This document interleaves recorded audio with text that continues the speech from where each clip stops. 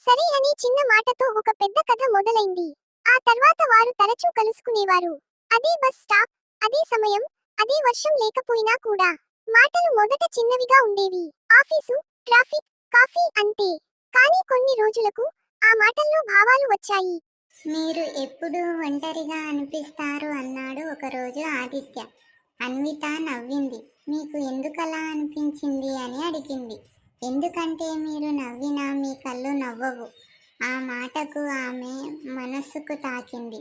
ఇంతవరకు ఎవరు ఆమెను అంత లోతుగా గమనించలేదు. ఆ రోజు మొదటిసారి ఆమె గతం గురించి చెప్పింది. తన ప్రేమ, తన నమ్మకం అన్నీ వెళ్ళిపోయాయంది. ఆదిత్య ఏమీ మాట్లాడలేదు. మధ్యలో ఆపలేదు, సలహా ఇవ్వలేదు. కేవలం విన్నాడు. అదే ఆమెకు కావలసింది. రోజులు గడిచాయి. వారు స్నేహితులయ్యారు. కాఫీ షాపులు, బుక్ స్టోర్స్, లాంగ్ వాక్స్ అన్నీ కలిసిపోయాయి.